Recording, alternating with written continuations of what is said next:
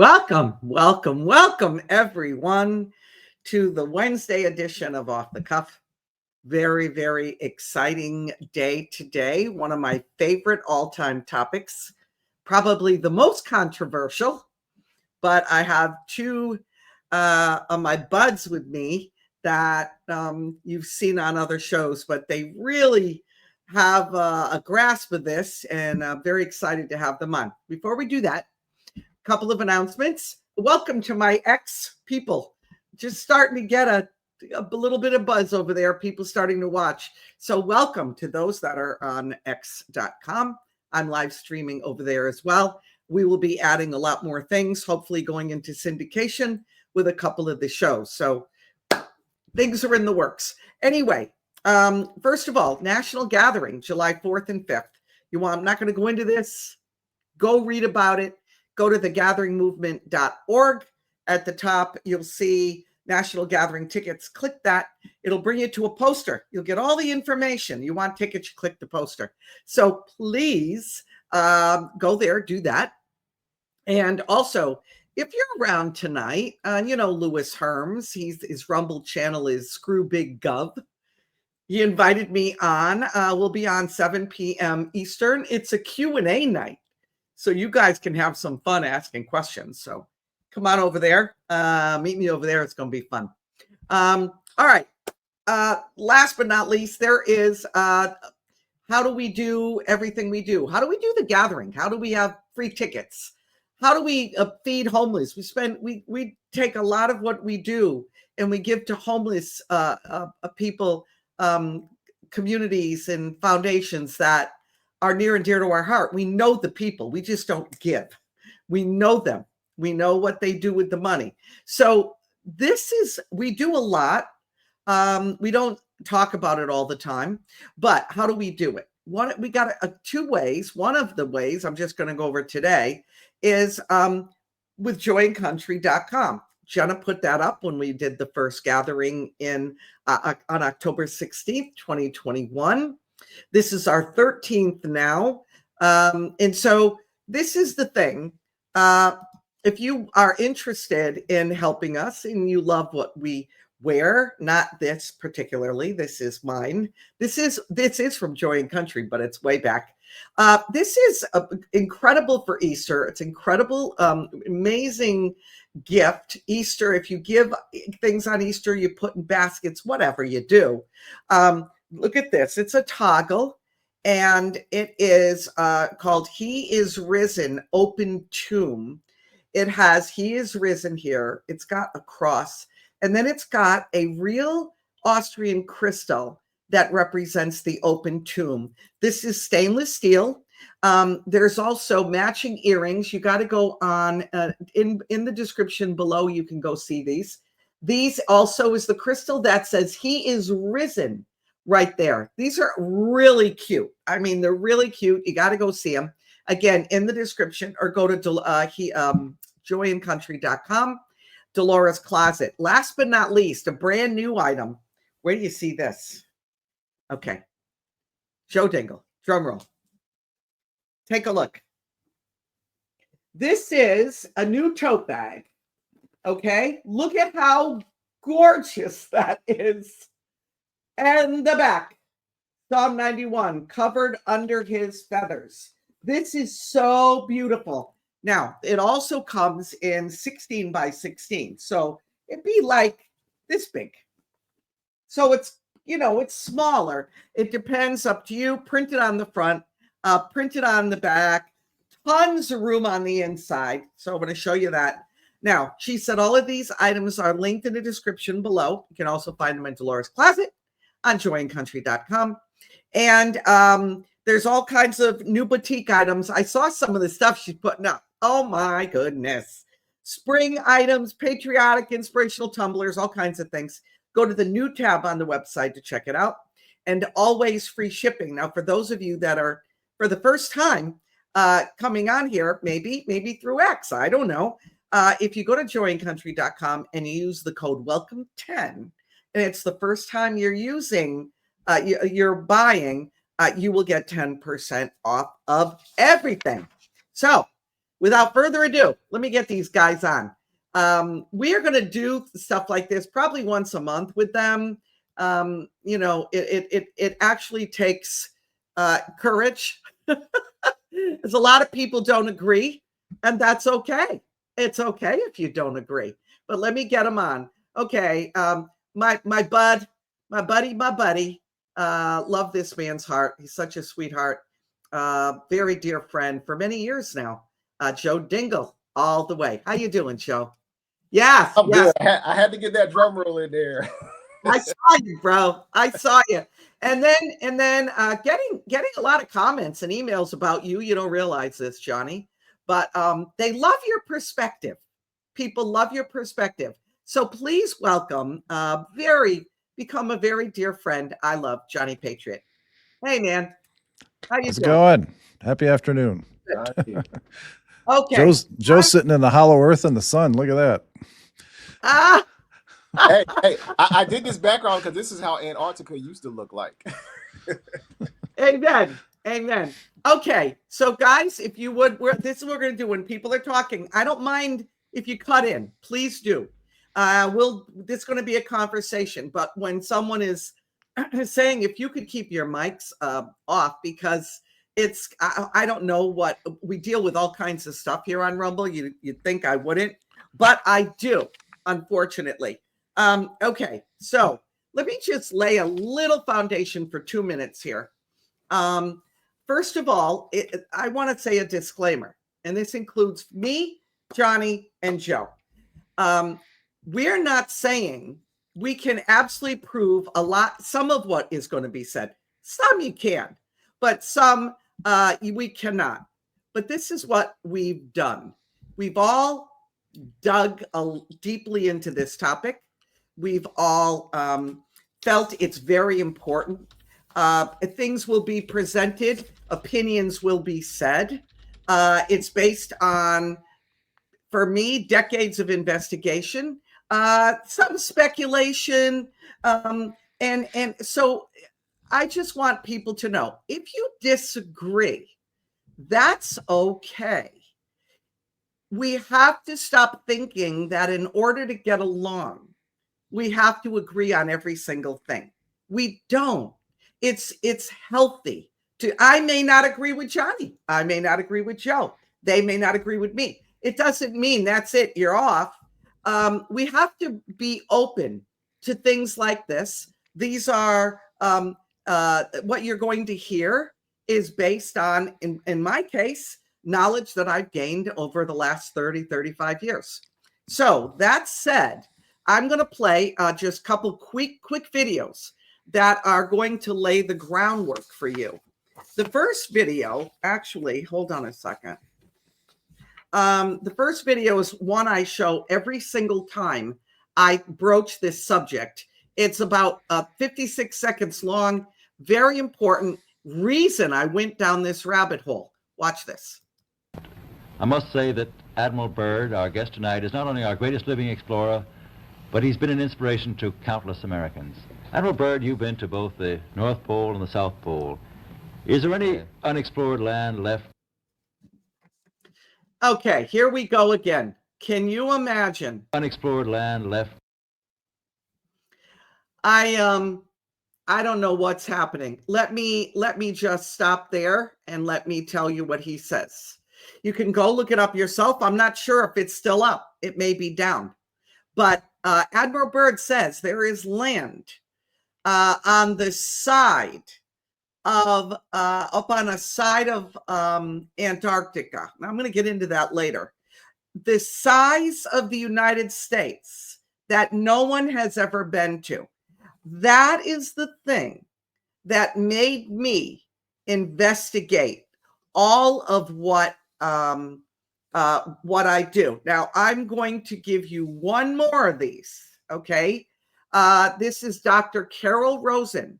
She worked for Fairchild Industries. It's an aerospace company. She worked very closely with Wernher von Braun for many years. I pray this does not stop. Watch. Brown was dying of cancer. he asked me to be his spokesperson, to appear on occasions when he was too ill to speak. And what he asked me to do was to educate decision makers and the public about why we shouldn't be putting weapons in space. What was most interesting to me was a repetitive sentence that he said to me over and over again during the approximately 4 years that I had the opportunity of working with him. The strategy that Wernher von Braun taught me was that first the Russians are going to be considered to be the enemy. In fact, when I met him in '74, they were the enemy. Then terrorists would be identified, and that was soon to follow. Then we were going to identify third world country crazies. We now call them nations of concern. And the funniest one of all was against what he called aliens, extraterrestrials. That would be the final card. And over and over and over during the 4 years that I knew him and was giving his speeches for him, he would bring up that last card. And remember, Carol, the last card is the alien card. We're going to have to build space-based weapons against aliens. And all of it, he said, is a lie. Okay. Now, that woman worked with Wernher von Braun. Okay. And I'm gonna go. I don't know which one of you want to go next. I don't really care. But that led me to a group of books, and I'm not going to go into it because I know we're going to hit it probably later, but from Claudio Nocelli, who speaks of lands and speaks of aliens. But when we hear aliens, we think of outer space. When we're talking about aliens today, we're talking about aliens that are not like illegal aliens that come to this country and are not legal. Anyone that is not from this country, this world, in their own world, are aliens. UFOs are not necessarily flying saucers from outer space. We have been programmed to believe that. So today is about Antarctica and beyond. Byrd said that planets spoken of are not in space. He called outer space a completely different place. So why would we even go down this road? It's a little bizarre. No one can answer where he talks about the land that's on the map. He said on the other side of Antarctica. I'm going to hit that again. For example, and then I'm going to turn it over to the guys. How can Antarctica have a side? If I was to say where Hawaii was, I wouldn't say it's on the side of the United States. I would say it's off the west coast of the United States. Listen closely to what people say. It hints at the truth of what something is. Okay, guys, up to you. Whoever wants to go next. If you got anything that's going to come off of what I just said. No, it I was thinking about this too before we even came on. It points to I've seen a lot of maps going on around. I think we talked about this before on TikTok, where people are showing maps of our Earth land, and then they're showing all these other lands on the outside of Earth, and there's a land that's actually called Mars on these maps. There's a land that's called Kong, like King Kong. That's right. It's called Kong. That's right. And it's like all these different lands on this map, and I'm like, man. And you know what it reminded me of? The old time maps, back in like the 30s, 40s, and where it was all kind of laid out, and different parts of the map and all those things. We know that we got to have an inclination that there is lands beyond Antarctica, and of course I think that's one of the reasons why, of course, they won't allow anybody to go past a certain land or a certain level. Admiral Byrd just so happened to be one of the first ones to be able to see these lands and kind of explore it. I think and watching that video, her talking about the alien card being the last card, which I believe we're actually in now, because look, the Pentagon has already said that there are aliens, there are identified flying objects and all these things. And when you do your research, you'll see that there are thousands and hundreds of thousands of cases where people have seen aliens or whatever, some type of creatures that have never been seen before.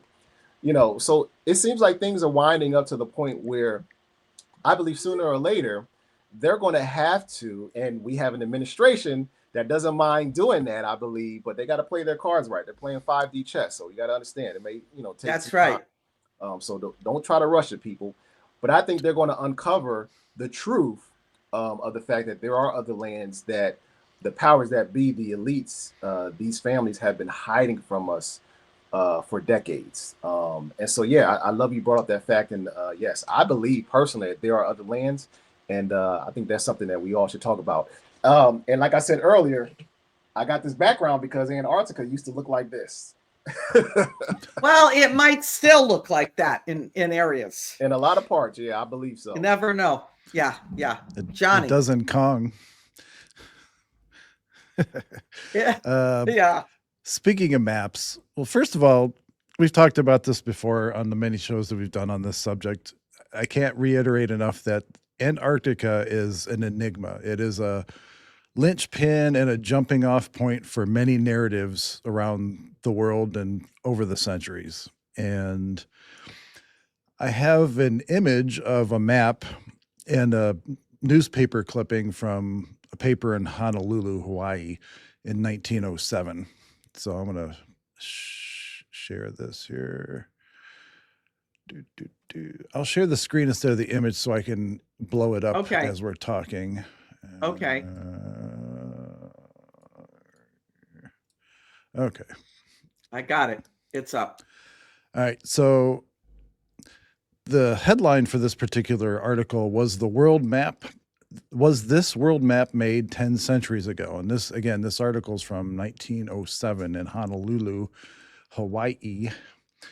And as you can see, here's the known, like the UN map that they have hanging right here with the ice wall right here. And you can see all the different lands outside of that, many different lands. And let's see here. It came in a copper cylinder from a Buddhist temple in central Japan, and it was sent to a Dr. Kobayashi, a Japanese physician in Honolulu at the time. And I just find this interesting that you can still find these breadcrumbs of all these maps that they don't want you to see anymore in, pretty mainstream news at the time. This was the Hawaiian Gazette. That was Friday, January 11th, 1907. And nobody really said anything about it. Like nobody tried to dispute it. There wasn't like a big argument about it. I just find it interesting. To me, this is the most credible map of, I would say, the modern era. I've talked about all the strange stuff in 1700s and early 1800s, blah, blah, blah. And that's a whole different show. Right. But I just find it interesting that who knows how old the map was, because it came to this doctor from Japan in a copper cylinder. Who knows how long it was there, and then came to Hawaii in 1907. So I guess what I'm trying to say is, believe your eyes sometimes. Don't let your inner dialogue try to tell you something different. It's good to question things. And there's so many maps that show Antarctica over the last couple thousand years that have surfaced. Yes. That's probably the most famous one. And without exception, back up in a minute. All of them show Antarctica as being a habited green land for all intents and purposes, with interesting wildlife, unicorns, whatever. They've got all kinds of stuff on all these maps. And Australians have I don't know if you'd call it a legend, but folklore, whatever it is, of people traveling to that area of Antarctica from Australia and encountering a species of monkey people. And it's pretty well documented, the monkey people of Antarctica. But it's just, to me,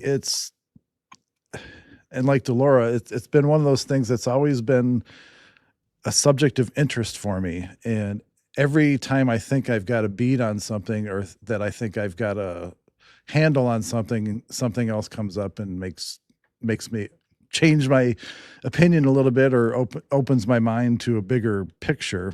And at some point in the show, I will talk about a concept that came up in pop culture in Germany before World War II. And I think it's really pertinent to what we're talking about, because the idea of, let's see, what's it called? Geocosmosis. We'll talk about geocosmosis in a bit, but Okay. but it was a very, very, Interesting. very big pop culture thing just before World War II, and coincidentally, right after this pop culture thing became a thing, Germany went on one of their first 3 expeditions. The first one was before World War II. It was like 38, 39-ish, somewhere in that time period. And so we'll talk about that shortly. Okay. I got Admiral Byrd again, and I downloaded it. Why do I, in the reason I'm going to show it now, again, it's 1 minute long, and hopefully it'll play, is because people in the chat are saying, well, who's been there? How do you know? Watch what he says. This is the foundation. Okay. This man, Admiral Richard Byrd, has more commendations, more medals than any military person in history. That's the truth. You can look it up. This man this was in 1947, guys. Listen what he says about the land on the other side of Antarctica, and then I'll explain even further. I must say that Admiral Byrd, our guest tonight, is not only our greatest living explorer, but he's been an inspiration to countless Americans. Admiral Byrd, you've been to both the North Pole and the South Pole. Is there any unexplored land left on this earth that might appeal to adventurous young Americans? Yes, there is. And not up around the North Pole, because it's getting crowded up there now, because they find out it's really usable, not only to live in, but militarily. But strangely enough, there's left in the world today an area as big as the United States that's never been seen by a human being. And that's beyond the pole, on the other side of the South Pole, from Middle America. And I think it's quite astonishing that there should be an area as big as that unexplored. This is a tremendous So challenge. there's a lot of adventure left down at the bottom of the world. Okay, so look, you can question the shape. You can question if there's lands beyond. You can question if there's aliens. You can question it all. One thing you can't question is this man, one of the most decorated admirals in the history of this country, says on NBC, I have the whole interview. It's about 1 hour and 10 minutes. Can hardly find it anymore. Says there is land beyond Antarctica. What is that land? Who is on that land? You can't question if there is. Why isn't it? So if you've got a globe, why isn't that land on that globe? Now, if that land is not on that globe, what else aren't they telling us? Are there other lands? Is it really a globe? What is going on? So let me just add this. In the late 1800s, early 1900s, Captain Roald Amundsen, Amundsen. Yes, you can read about him online. Captain Roald was another explorer who visited the lands beyond. And he reached the gate he calls the Gate of the Great Icebergs. And believe it or not, you can look this up, not on Google, obviously, but on other ways you look it up. And you look up Byrd Strait. Byrd Strait is one of the areas that you can get through the ice wall. Now, I'm going to show you a map. This is from the late 1800s, I believe. I forgot the guy's name. Oh, it's one of the most famous maps. It is incredibly accurate as far as what topographers, I believe they're called, people who study maps and make maps, what they say. Now, again, if you look, there is no Antarctica. Where is Antarctica?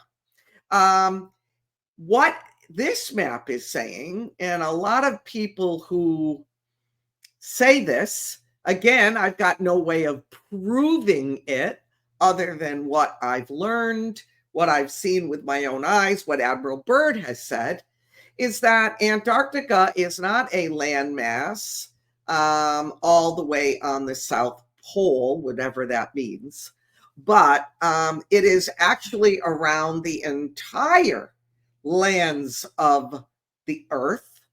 And if you look right in the middle, that is the North Pole. And if you look at all ancient maps, you will see, and I mean from 1500 all the way through the 1800s, late 1800s, you'll see that little round thing in the middle is known as the North Pole. Now, let me take that down and let me just finish up what I'm saying. Oops, sorry. Okay. They had a difficult time getting through that strait. And in his memoirs, he says, he sighted the land of Area and are nearing descent. We have not been detected yet. They apparently lost communication at base camp. They were attacked and 4 people were killed, including Captain Rowald. That then in the late 1990s, interesting, and I'm going to go to Johnny with this, a group of scientists spent months doing research when strange things started to happen. According to this documentary, this is all through the 90s now, a documentary from a filmmaker. Let me play this. It's only about a minute long, and then I'm going to go to you, Johnny. As the days stretched into weeks and months, a series of inexplicable incidents unfolded around Byrd. The initial occurrence involved the sudden and unexplained disappearance of researchers working on a project in the nearby mountains. Byrd and his team were dispatched to investigate the incident, but their search revealed no trace of the missing researchers.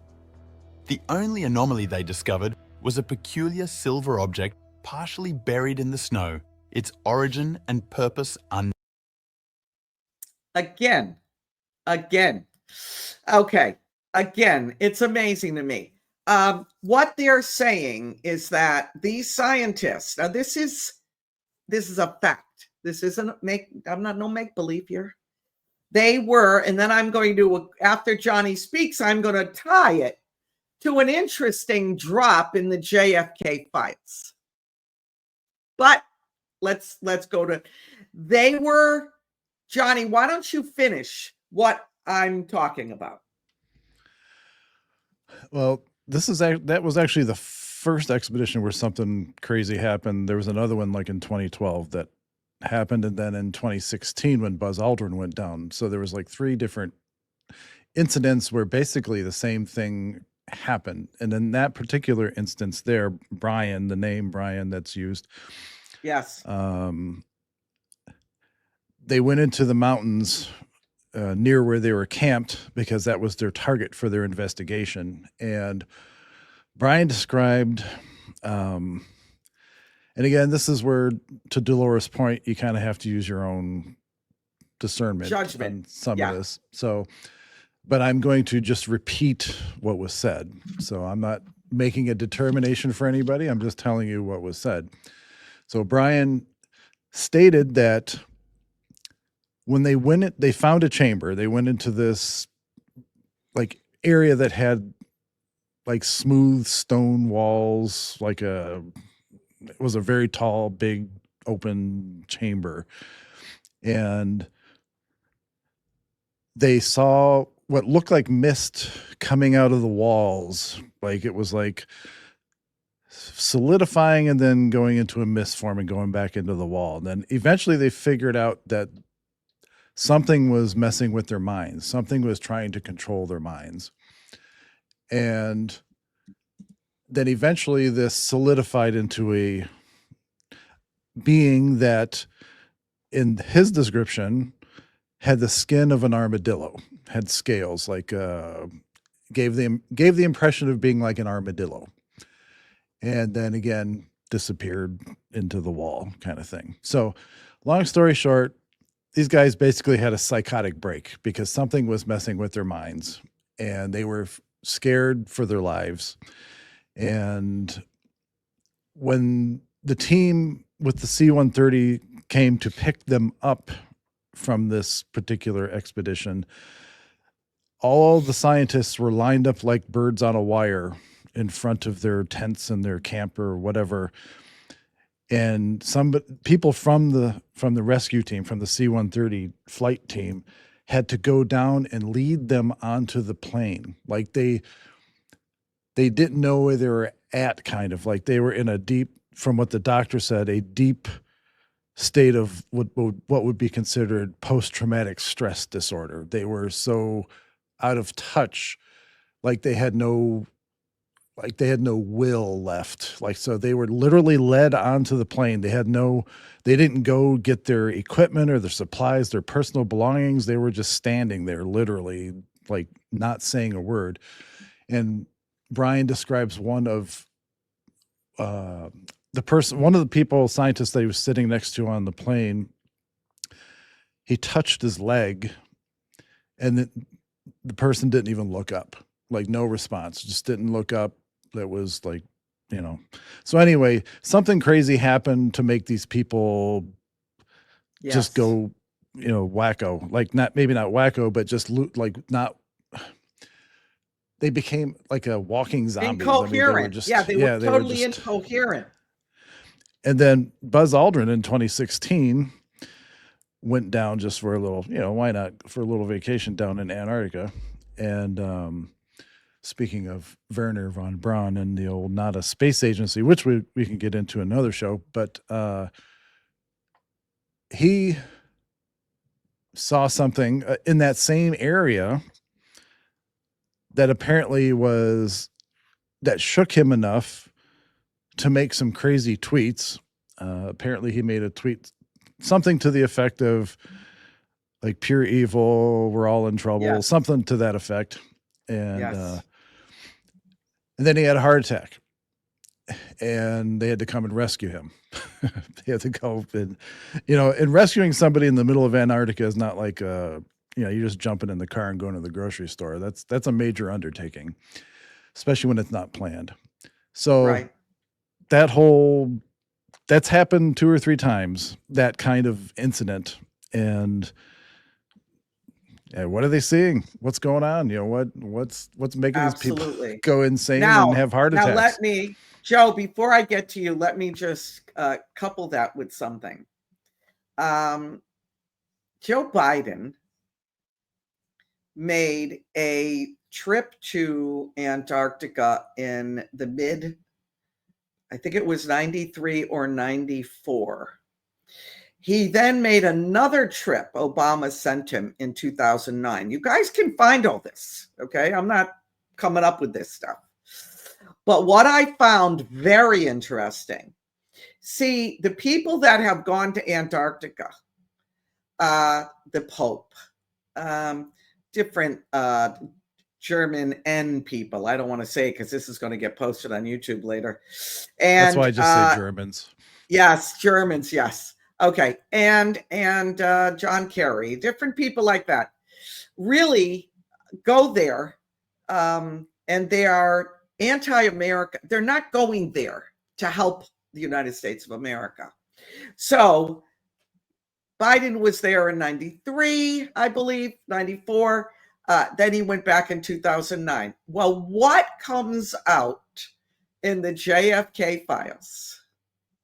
I'm going to share my screen. Hang on a second, because I just This all just happened. Okay, so here is, this came out in 1994, September 1994.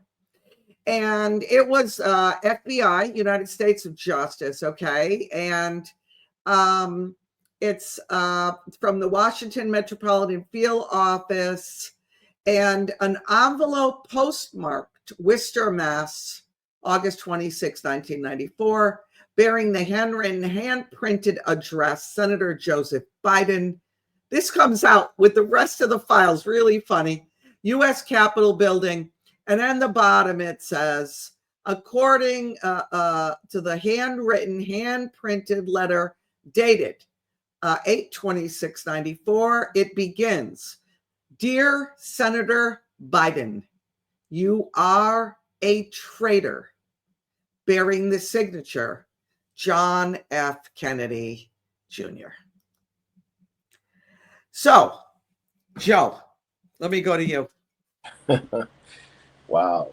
I figured some Antarctica. Remind me to speak on that after you, Joe. Sorry. Yeah, I figured some type of connection will come up in those papers, the JFK files that came out yesterday.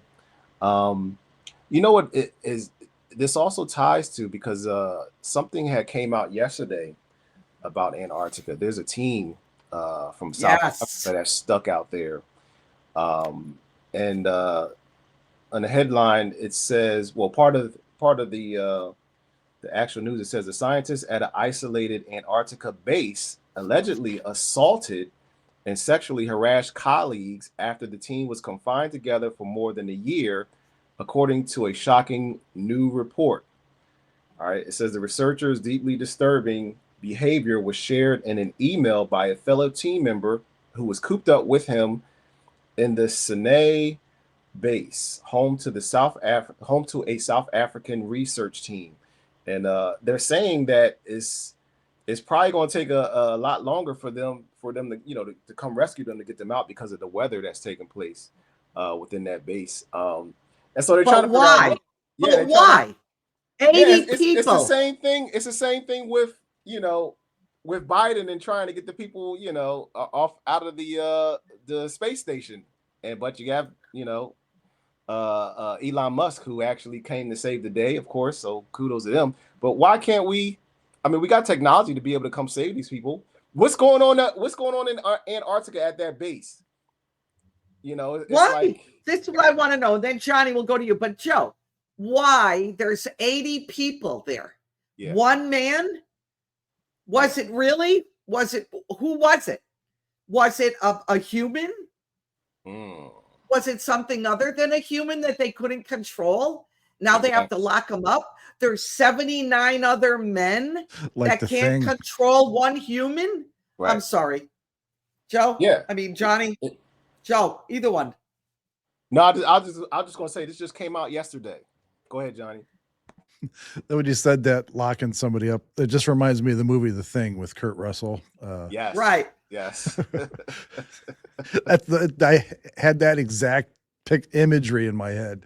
Well, that's what they were using on the news. They were saying like it's like a movie, like, why people stuck in Antarctica, you got a crazy person, like, Well, and first of all, if you're researchers, if you're scientists, you think you'd have stuff to do. I mean, other than being sexual predators or whatever. But who knows? But going back, and this, I know, right? Delora feels my pain right now. But if you going back to the whole world leaders, blah, blah, blah, and Antarctica specifically, I'm going to talk just briefly about Patriarch Kirill of Russia. He went to Antarctica. Let's see this. I don't know if I wrote the date down. It was around that whole time everybody was going. It was like a fashion thing. Everybody's going around 2016. It was around that same time. Right. So one thing to consider, while I'm talking, I'm going to pull up a picture of this dude so you guys can because I'm going to say something that the audience may or may not agree with. But again, it goes back to the whole That's okay. use your discernment. And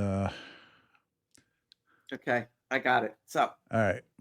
So I'm trying to keep my note here so I can read too. All right. Anyway, this guy here, that's Patriarch Kirill of Russia. So he met Pope Francis in Cuba less than a week before Patriarch Kirill went to Antarctica. And the media, in their words, described this meeting as urgent. And this, keep in mind, this is the first time a pope and a Russian patriarch have met in nearly 1,000 years. 1,000 years. Think of that. And then the dude goes to Antarctica. Hasn't happened since the year 1054, when the schism, or however you pronounce it, that separated Eastern Orthodoxy and Roman Catholicism. So 4 days later, Kirill goes to Antarctica. While he was there, he blessed and praised the lands in Antarctica as a model of an ideal humanity. Those were his words. So he praised it as a model of an ideal humanity. That's a weird thing to say, going to like one of the most theoretically barren places on the planet. The model, anyway. So and this is where I think I might lose some people, but I just think it's interesting with all the things tied to Antarctica, especially with the idea with Hollow Earth and with all the UFO talk and the German experiments they were doing with certain craft and that kind of stuff, and with Project High Jump, blah, blah, blah.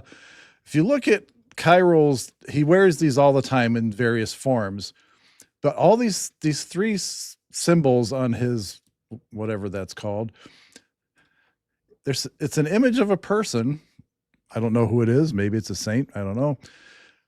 Inside some kind of, it looks like a vehicle, because they always use to represent flying vehicles with wings. So they show all these little wings around it. And if you just casually look at it, it looks like a little rocket ship or a little whatever, like with like flames coming out the bottom or whatever. But it's on everything that he wears. Every time you see him, he has this person inside of this, what looks like a little capsule. So anyway, that's the leap. That's the leap for you guys today. That's interesting. Now, I'm going to stop sharing this so I can put my note back up. So that aside, keep that in the back of your head. Byrd himself, let me go to the quote. Byrd himself he stated that the 46-47 mission, Project High Jump as we know it, was not about searching for resources, because in that interview that Delora showed about the North Pole, he talked about the resources of the North Pole. And that's right. He also talked about the military's interest, blah, blah, blah, but that it had a lot of resources. But he specifically stated that Antarctica, the Project High Jump mission, was not about searching for resources, but was to search for secret bases. German bases. So they wanted to find what Germany hid there. And during this Project High Jump, many people actually died mysteriously or went missing during this particular mission.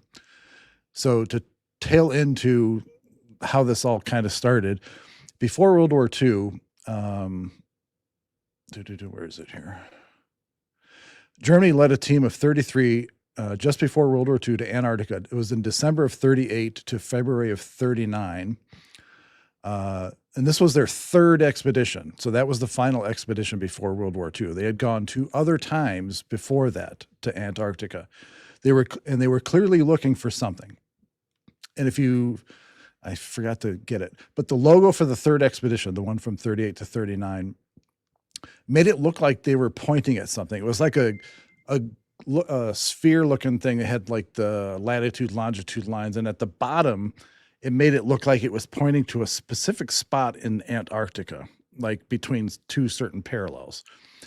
And again, we can't talk about Antarctica without talking about the Hollow Earth, because they're inextricably linked together. And if you think about the hollow earth theory, just to put it in a nutshell, think of the earth as like an eyeball, where you have like the retina, the nerve on one end, the entrance to the eyeball itself on one end, and then the cornea on the other end. And if you think about like what they call the landmass of where Antarctica currently is, or what we're led to believe, think of that as the cornea of the eye. And in the center of that would be the pupil. So whether they're entrances at the top and the bottom of the eye, or portals, or whatever you want to call them, it's been something that's been talked about for thousands of years. Let's see. So they had 2 earlier expeditions, the Germans, to Antarctica with the intent of mapping it out. They used hot air balloons for aerial surveillance, and they wanted to walk across the continents. Top German officers and officials very much believed in the hollow earth, as well as pop culture, which is what I stated earlier. German author Karl Neupert, Neupert, and I started looking into this guy. He had a massive cult following. In Germany. He published a pamphlet titled Mechanics of the Ether Against the Erroneous Teachings of Copernicus, and that was 1901. And then he had a book-sized document called Geocosmos, and that was in 1942. Now, the idea of the geocosmos, and this is where I think Germany was pushed into going to Antarctica because of this theory of geocosmos. The key to the geocosmos model lies in the idea of an internal universe with a rising and setting sun and the motions of other celestial bodies. The idea is that the Earth is shaped like an eyeball, with the entrance at top and bottom, blah, blah, blah. And we talked about this on another show, because they believed that they were descended from the master race that lives in the center of the world, which Admiral Byrd called the Ariani, the being that he talked to in his, if you believe in his diary or not, he talked to was the master, as he was called, but he was of a race called the Ariani.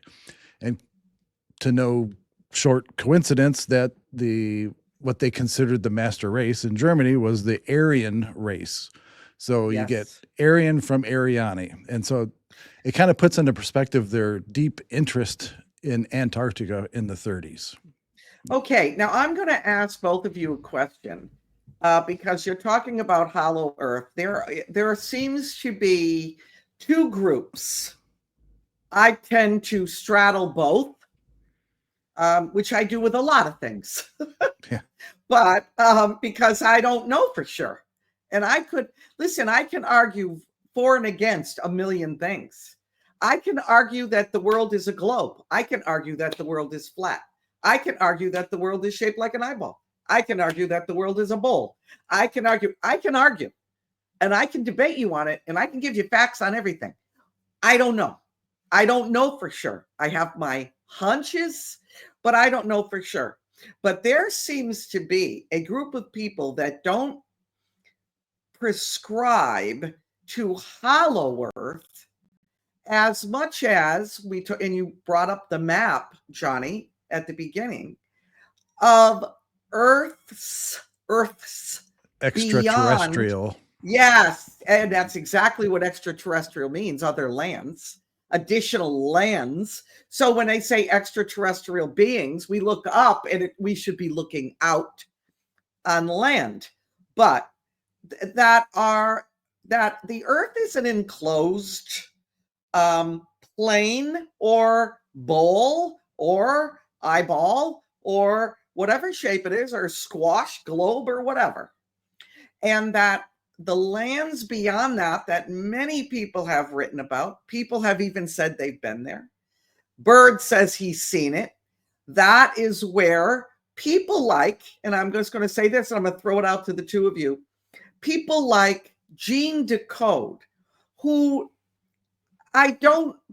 he's not around a lot anymore, but way back when, 7-8 years ago, he was around a lot. And Mr. Dumbs. He was all about the Dumbs. Yes. Going to the dump. And not that I agree with a lot of what he says, and not that I even believe he's telling the truth a lot, but my discernment went off when he said something a few years back, and I'll never forget it. Someone was asking him, what do you think about, now they're saying they're going to go to Mars, and what they're going to, and all these things are going to happen. And he started laughing, and you knew it was an off the cuff moment. And he said, I laughed so much at that because people have been living on Mars for hundreds of years. Now, there are people that say they visited Mars, and it is through the ice wall. There's 3 different areas apparently on the ice wall, through the ice wall, and on the other side of that, which is outside of the firmament and the whole enclosed Earth realm, that's where Mars is. Joe, Johnny, what do you say? Whoever wants to say. Go ahead, Kong Realm. No, that's a very, very interesting topic, because it actually points, especially when you talk about how, okay, if these planets are not outside of the firmament, then they have to be, spread abroad these other lands.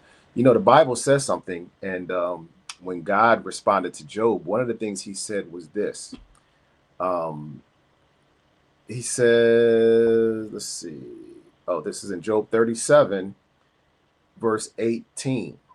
All right. And he says this: can you, like him, spread out the skies hard as a cast metal mirror? All right. Or a hard frozen mirror. Like, the Bible talks about this firmament, and how, because when you look up through a telescope, you try to look at the stars or what they call planets or whatever. Even through the telescope, it all looks blurry.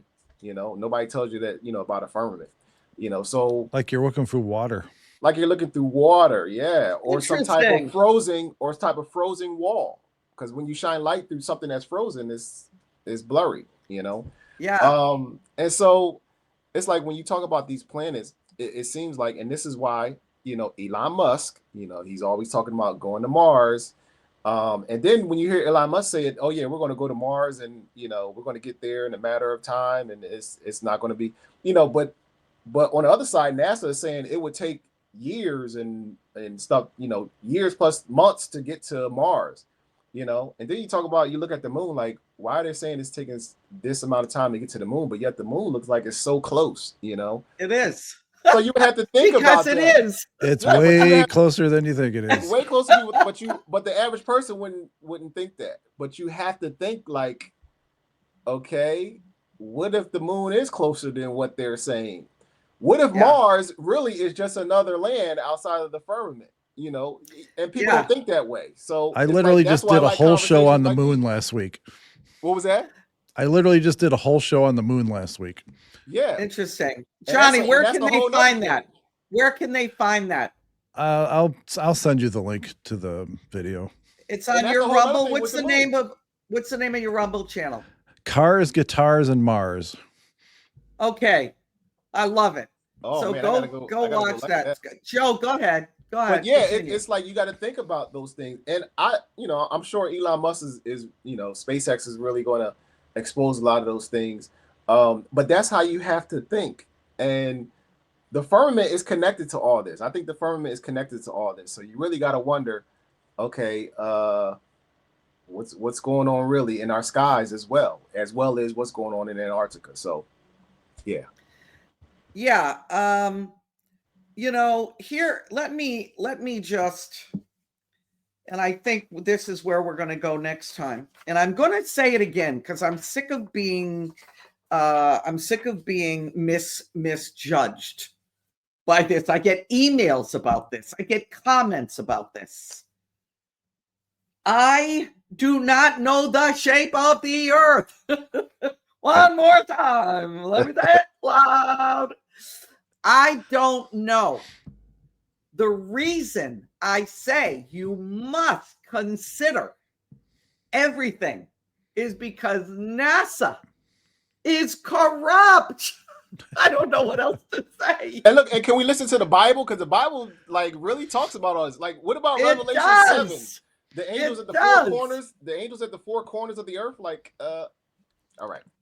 Yeah, thank you. But let me, it's the elephant in the room. We don't like to go there because people, this is the one area that people freak out. Do you guys, Joe and Johnny, you realize I have said the earth could be flat.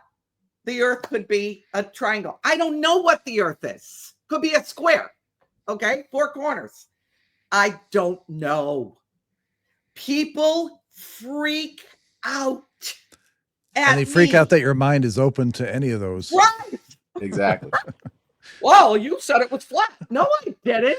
Right. I said I know it's not round. So why do I know it's not round? Now we're going to go into this just a little bit. This is where we're going to take off next time. I brought with me my trusty tomato. Okay. Now let me just say this. I don't know why this isn't true, but maybe one of you can answer because we're near the end of the show and I've got a question. Here's my question to Globers. I don't care if you're a Glober. I don't care. Do you guys understand? Let me say it again. If you believe the earth is round, God bless you, my friend. If you believe it's flat, God bless you too. We will find out one day, but I can't help but questioning, and this is why. And then Johnny will go to you. Let's pretend this is the globe earth. It's probably a little bit bigger. It's a little squishy, this one. But this is, so you know, according to NASA, the earth rotates counterclockwise at 1,000 miles an hour. Now, why I'm not hanging on like this, I don't know. But it rotates 1,000 miles an hour. So here it is. I'm over here in Florida, okay? And you're over here in San Diego. I'm in Florida. You're in San Diego, okay?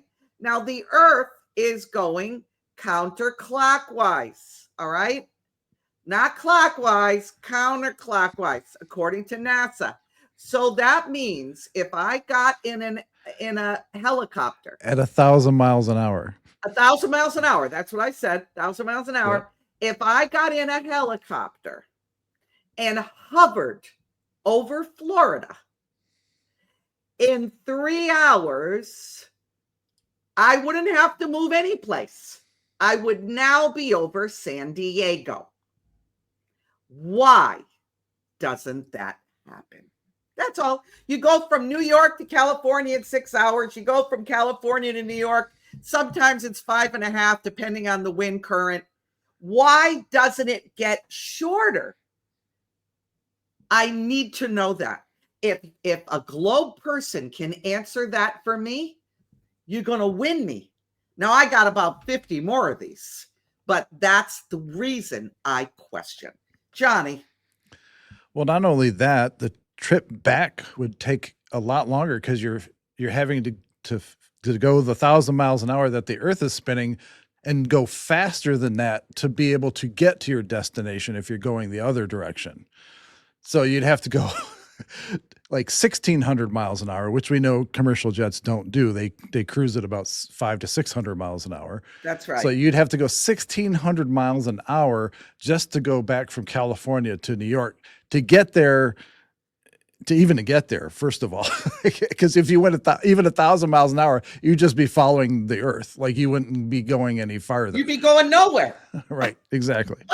And plus with that kind of rotation and whatever,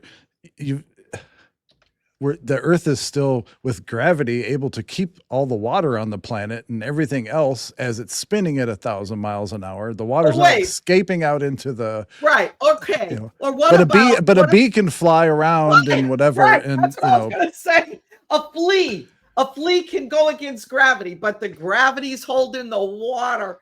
And now that I'm in Florida, I should be sideways. Can I read it? Can I read a Bible. scripture? Can I read a scripture Go. real quick? Go. Psalms 104, verse 5. He set the earth on its foundations; it can never be moved. But we don't believe that in the Bible.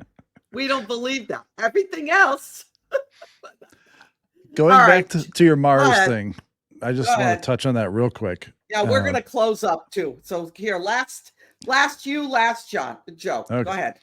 So if anybody has, for the last however long, has been doing any kind of digging, you'll come across videos of people talking about the secret space program. And there's several prominent figures in that whole, I won't get into everybody, but there's a couple people that have all these whistleblowers or ex-military that supposedly were in the secret space program stationed on Mars. Like that, with their whole tour of duty for 20 years, 30 years, whatever, was always on Mars. And this is going to Dolores' point of two camps. So you have the camp where you believe that Mars is out there somewhere, like out in space, out another planet away from the Earth. And then you've got, and this is where this is where you have to question narratives. And I don't believe the military industrial complex narrative, whether you're a whistleblower or not. I don't believe anything. I shouldn't say anything. Most things that these people, whistleblowers come Amen.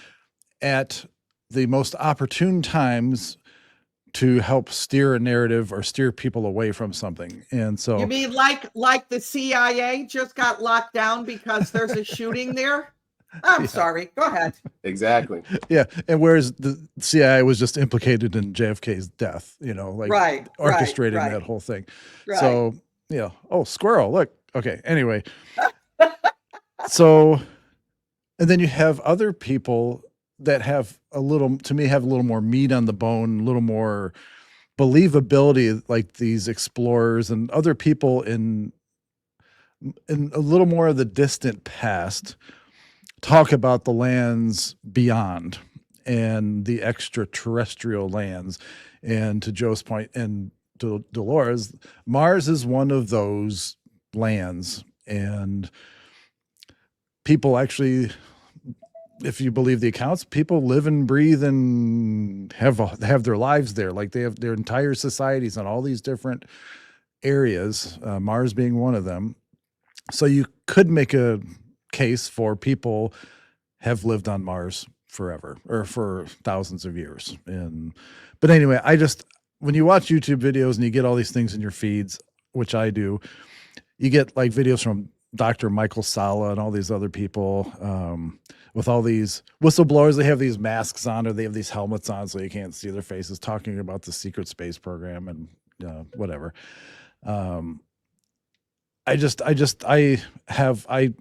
My spidey sense tingles a little more when I see those kind of videos than I do reading the other stuff.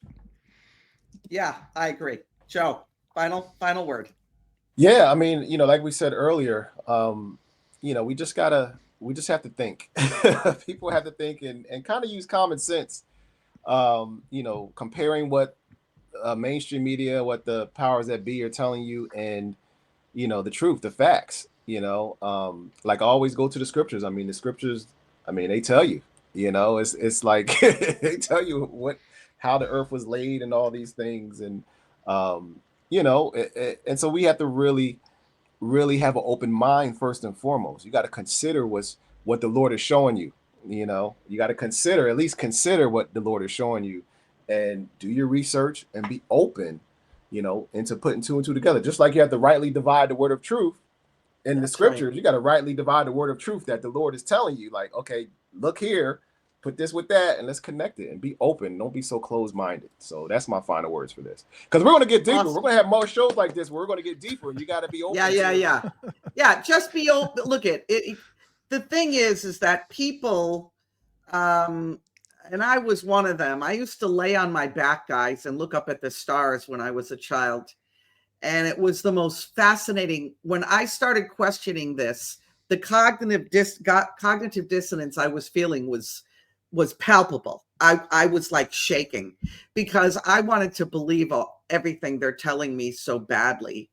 The thing is, if you can't really, if you look up at the stars, here I am decades later from when I was a little girl, and I look up and it's the same stars in the same place, never leaving, never moving, never, where, and the universes are supposed to be expanding at so much time. It's just, it doesn't make sense that the oceans can be held to the bottom of a globe with such weight of gravity, holding billions and trillions of tons of water, but a flea can fly in the air like nothing. There's something that doesn't make sense. I don't know what it is, but I'm enough of a curious person to realize that NASA is not who they think they are. And let me just end quickly with this. The Greek poet Homer, which is known for his writings in the Iliad and Odyssey, in the Odyssey, it says they traveled through an opening where that was narrowing as they passed through it. One side was a cliff-dwelling being, and the other side, a deadly whirlpool, okay? It rings true about Antarctica and the ice walls and everything when you read that. It's fascinating reading if you read it. But here's the curious thing. Right before I got on here, and I had that in my notes, Ivanka Trump posted that exact thing on X. I thought that was very interesting and very curious. So I'm going to end it at that. Next month, we will be back. We'll go beyond the ice walls next month. And that's really, I think I'm putting it off because I don't want 1,000 emails. And it's so much work for me. And people put things in my mouth and they say I said things, and it's just very hard, very hard. But I answer everyone and I try to explain. So it takes me hours upon hours upon hours. But maybe I'll get them about the tomato now. Go ahead, Johnny. You got something to say? Oh, no. For those that question kind of what you're talking about there too, is just look up on YouTube, look up setting sun horizon and Nikon P1000. Even if you look up on TikTok or wherever, Nikon P1000, that seems to be the camera of the decade, because I brought it up. You can't get it anymore. I know. I brought it up on my moon show because for a consumer grade camera, it's a very powerful camera. And anyway, just you'll see some interesting videos is all I got to say. Yeah. Very interesting. And that's frustrating, like you said, Delora, because that's what got me. Like when I was younger and I got a telescope, and it's like it's showing images of like Mars and Venus and all this other stuff on the box, but it's like when I try to look at it through the telescope, it's like all I see is blurred water. Like that's right. It's light. Like, why can't I see these planets? Like it's like water. It's like blur. Yeah. Absolutely. You're waiting to see these incredible things. It's just it's like they lied to me. They got these images on the box, but I can't see it through the telescope. What's going on? Or just like the planet Venus in front of the moon during the eclipse. Right. Oh, God. Amazing. All right, guys. Real quick, National Gathering. Go to thegatheringmovement.org. Get your tickets. They're free.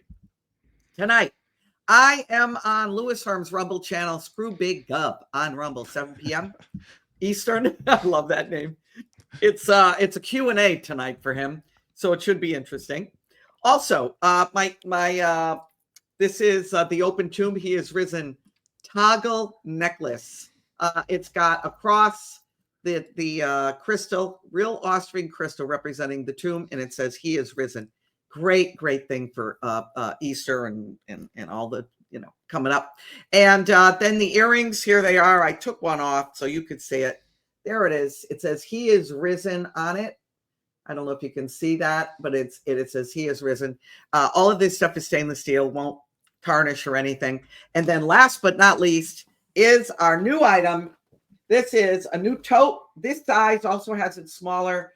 It is Psalm 91, covered under his wings. Awesome, awesome. This is, of course, Jenna comes up with this stuff. She's amazing. If you first time you're ordering from joyandcountry.com, use the code WELCOME10 because you will get 10% off. And always free shipping, guys. Always, always free shipping. You can order those big 3-pound like tumblers and it's still free shipping. And I always say you can use those as a weapon as well. Anyway, okay, guys. This has been great. I always enjoy doing these for you. We'll do another one in the middle of next month. I will take my chances on what I have to deal with after. We'll go a little bit deeper. And we got we'll back. Yeah. Okay. Thanks, Joe. All right, guys. Love you all. Thank you for joining. And thank you on X for joining. I love the time. 1:11. Perfect time to leave. God bless you all. And remember, go in the power of God always. Bye, everybody. Bye-bye.